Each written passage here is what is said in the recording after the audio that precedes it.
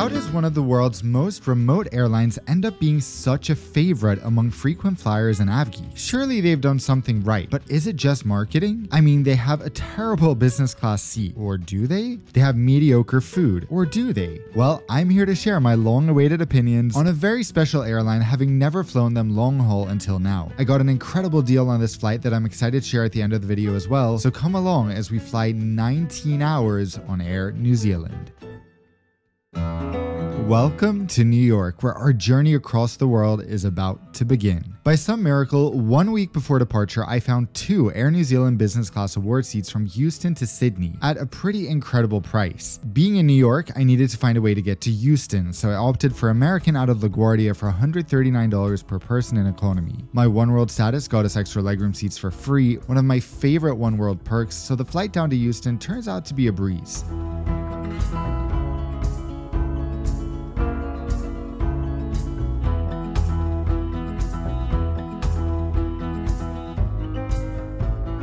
American Airlines operates out of Terminal A at Houston, far from the international terminal. Oscar and I are traveling heavy as usual, especially because every time in the US we order dozens of items online that aren't available anywhere else, so our luggage is always overflowing when we leave. This is a problem on Air New Zealand since they only allow checked bags up to 23 kilos, even for business class passengers. My bag weighs 28, so I'm curious how that will go down as I check in. Phew.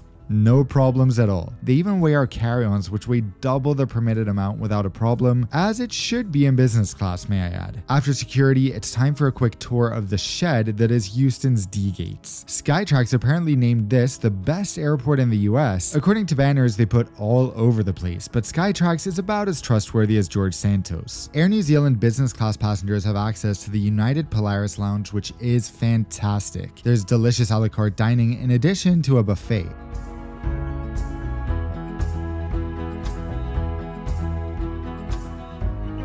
Passengers can also enjoy a shower or one of these 2 rest areas like I did. With that, let's head to the gate and board this beauty. Actually, hold on. Let's mix it up. Good morning. Where am I? Well, this video is going to be a little unconventional because it contains 2 flights, but we're doing the second flight first, just because this flight is in daylight, so there's so much more to show you. Of course, it will be easier to show you around the seat and all those things. So let's fly from Auckland to Sydney and then fly from Houston to Auckland, because why not? Our landing in Auckland was during some of the most horrific conditions I've ever seen. Yet now, everything seems like a dream. The weather couldn't be nicer and the views from Auckland Airport are breathtaking. New Zealand was mine and Oscar's 100th country, and we fell in love on our trip last December. It feels so good to be back, but heartbreaking to not spend more time here than just a layover. Our gate is empty as we arrive, and our 777-300 doesn't get towed into the gate from its remote stand until 8:40, just 20 minutes ahead of our scheduled departure. At this point, the crew board, and we're welcomed on board 30 minutes later at 9:10 a.m.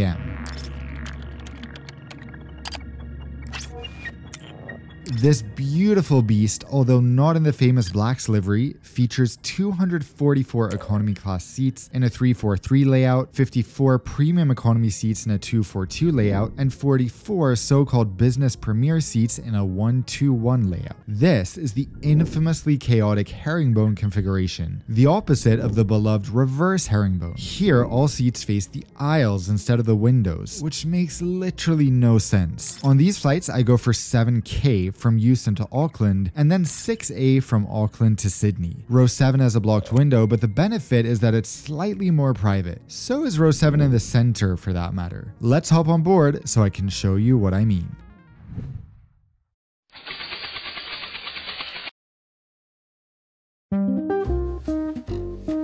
Kia ora guys, welcome to the Air New Zealand 777-300ER and probably the most awkward business class configuration in the world. Sitting here feels like a social experiment because you are literally facing several other people. It's so uncomfortable, and I cannot fathom that Air New Zealand and Virgin Atlantic were taking delivery of planes with these ancient seats until very recently. The cabin has no privacy. Lacking privacy like this in person is obviously super uncomfortable, but how do you feel about lacking privacy online? You know, shady people having access to your address, social security number, and password. I have a challenge for you. Search your information online and see what appears. Hopefully, it's difficult to find something, but that doesn't mean someone isn't out there with your social security number and address on a list right now. Well, what if there was a way to easily and quickly find the people and companies that have this information? Well, today's video sponsor Aura will let you do just that with a 2-week free trial, and let me tell you, it's never been easier to find who has your data automatically requested to be removed. And oh yeah, sleep well at night, because the moment you sign up for Aura, you get a $1 million identity theft insurance. They can also help you monitor your credit card transactions, giving a better oversight over your credit cards, which is extra useful if, like me, you have 25 of them. And they'll help manage your passwords and make sure they're secure. Easily finding your leaked data online, removing it, insuring you for up to $1 million, there is literally no reason not to try Aura right now. Better safe than sorry, especially when it comes to people having access to things like your social security number and address. So go to aura.com/nonstop Dan to start your free trial for enhanced digital security today. So, besides the lack of privacy, the seat also has the least storage of any business class seat in the world. It's basically this little bin here and then this tiny table, so more or less the same amount of storage as in economy. The video monitor that swivels out like this is also the size of economy. There's a footrest that's supposed to double as a buddy seat in theory, but I swear this would break if I sat on it. At least each seat has a power port and USB charging, along with a variety of seat controls. More on the bizarre bed and recline later.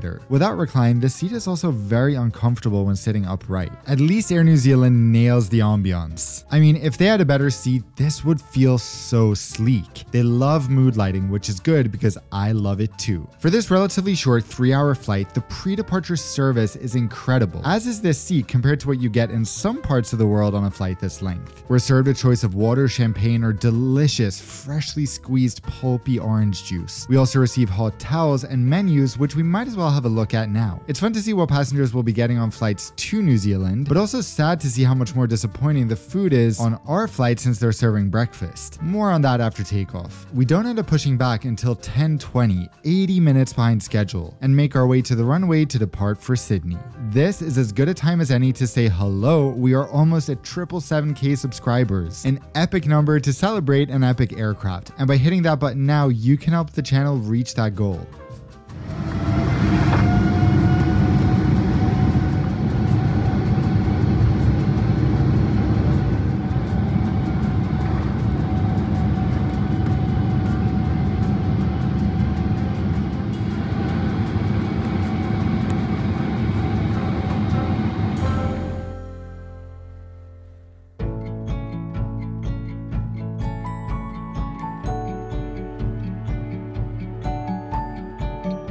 After takeoff, I quickly connect to the free Wi-Fi. Yes, free for all passengers on board in all cabins. To my surprise, the speeds are amazing. Talk about impressive. I don't have much time to work though, or who am I kidding, scroll through social media before the meal service begins. They offer orange juice, a smoothie, or a detox drink, and I opt for both of the latter. These are the kind of drinks that I love in flight. Healthy, relatively unique, and delicious. The meal service is 2 courses for breakfast, not bad for a 3-hour flight. First, some cold fruits are served along with an enormous selection of vegan goodies, from a muffin to granola with soy milk to an Alpro vanilla yogurt. I really enjoy all that, and in no time, my hot main is brought out. Overall, a good meal, and again, it's especially impressive given the flight length. However, I have a big question. I'm served breakfast on the Houston to Auckland flight, then breakfast again in the lounge, and now I'm eating a 3rd breakfast. That's not well thought through, and there should be an option of eating lunch instead.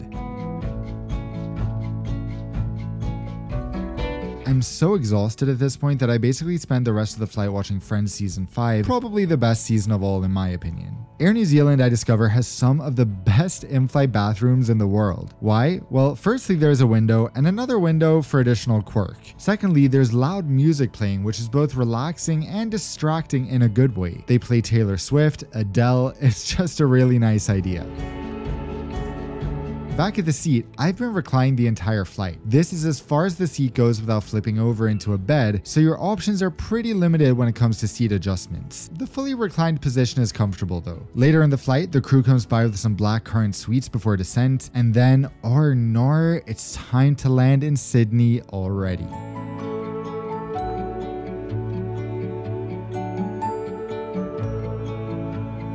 This is one of the most scenic approaches in the entire world, and what a sunny winter day to enjoy it on.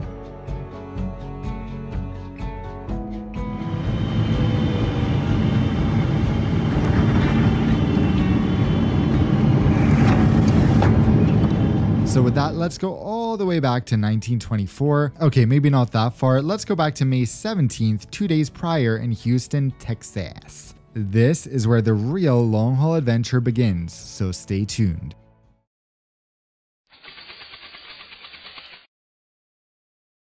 As we board, the mood lighting is in full effect. I really love that Air New Zealand actually uses their mood lighting. It's almost like they want their passengers to have a nice experience. Imagine that. And it makes the cabin look so sleek regardless of how bad the seat is. This flight features an amenity kit, which we'll check out in a second, right after we indulge in some pre-departure Minute Maid juice, US quality, and the world's smallest hot towel. Now, our menu for tonight's 15-hour flight is understandably more hefty than the previous one, and I love the concept that you can customize your meal. I also love the sleep ritual, which you'll see later in the flight. Boarding is finished on time, but unfortunately there are technical problems that delay our flight by an hour. Given the wait, the crew serve our amuse-bouche on the ground along with another drink. On such a long flight, pajamas would be provided on quite a number of airlines nowadays, so it's a shame Air New Zealand doesn't offer anything along those lines, not even slippers. They do offer some quirky socks in the amenity kit though, a kit that seems to be made out of thick paper. The contents are eco-inspired, but the all-time amenity kit must-have, an eye mask, is missing. One thing I'm especially curious about on Air New Zealand is the Inflight entertainment, since I view them as quite a tech-savvy airline, even though their Manage My Booking page and website is pretty abysmal. The selection is good, not great, and navigating the system is a little clunky at times, but there's a search feature which is always a plus. I decided to watch the movie I lived and breathed as a 7 to 9-year-old, Star Wars. In terms of sound, you'll probably be better off using your own headphones than those provided.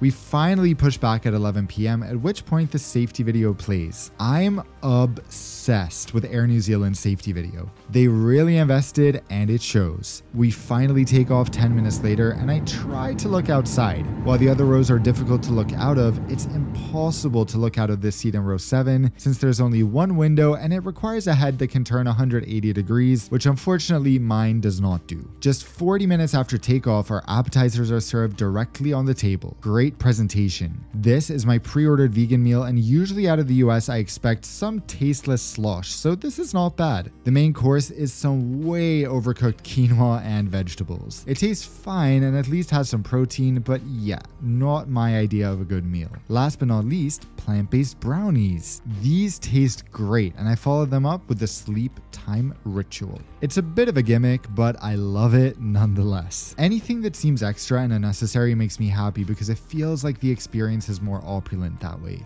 I'm not gonna lie, everything about the approaching bedtime makes me skeptical. There are no individual air vents and the seats are strange to say the least. Stay tuned to see why I'm really surprised by the bed.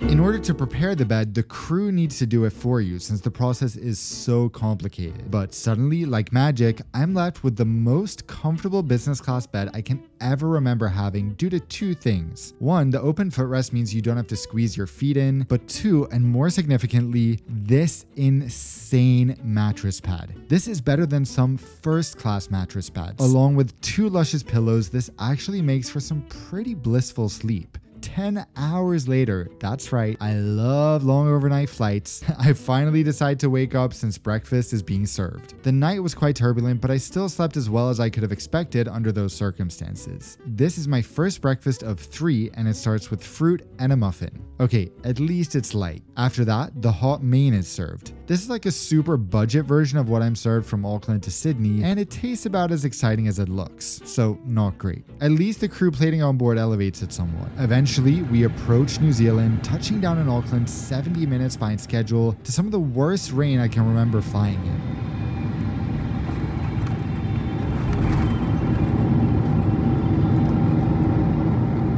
naturally, we're treated to a bus gate because why not? It's only a drizzle.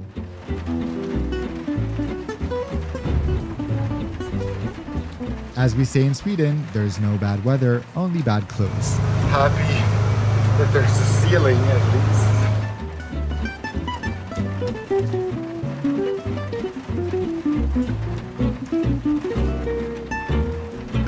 Once in the terminal, the transfer experience is seamless and we head to the Air New Zealand lounge. This will be the final part of the video, but probably one of the juiciest too, so keep watching. Confession time. I don't understand the hype around airline lounges much of the time. To me, this lounge has one good purpose: a place to shower after a long travel day. Air New Zealand has lovely showers, by the way. Oscar grabbed some food because he's done before me, but just look at this. What is relaxing about sitting here? It's a zoo. As a point of comparison, this is what the terminal looks like at the exact same time. To me, you need to be a special kind of crazy to stay in the lounge when it's so chaotic and the rest of the terminal is blissful. So today I'm starting a sit in the terminal protest movement. Just because you have access to a lounge doesn't mean you should go nowadays. With that, let's fly to Sydney, but you saw that already. So what do I think about Air New Zealand business class? Besides the obvious, their incredibly outdated seat, I think the experience all around is pretty solid. I'd say they offer a much more special experience than average among Western airlines. I don't think many of you will be considering them for connections, but let's just say this. If Oscar and I ever move to New Zealand, which is unlikely, but it's probably our dream place to live beside the problem of our families living on the other side of Earth, I would be more than happy to have Air New Zealand as my go-to airline. So what kind of deal did I get? As I mentioned, I found 2 award seats from Houston all the way to Sydney on Air New Zealand last minute, which is incredible. And better yet, the price was just 87,500 Aeroplan points per person.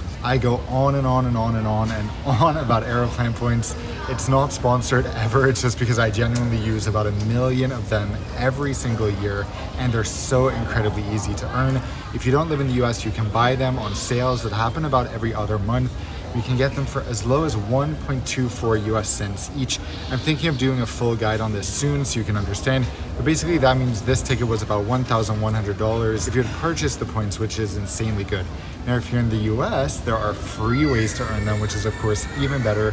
For example, with the American Express Green Card, which is currently offering a record high, super limited time sign-up bonus of 60,000 points and a travel credit. You guys have to read more about that in the description below if you're eligible. Basically, if you have a social security number, you can check it out.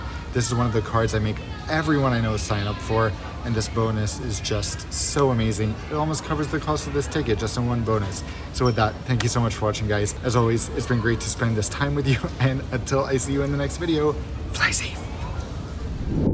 If you're new here, you might think, why listen to me? Who is this random dude? I'm Nonstop Dan, a half Sweden, half American who has been obsessed with airplanes for as long as I can remember. Over the past 8 years, I've been lucky to call reviewing airlines my full-time job, and in that time, I've flown 150 different airlines, always self-funded. Nothing makes me happier than seeing you guys have an amazing trip after following my advice. So I hope this video helps you with your choices.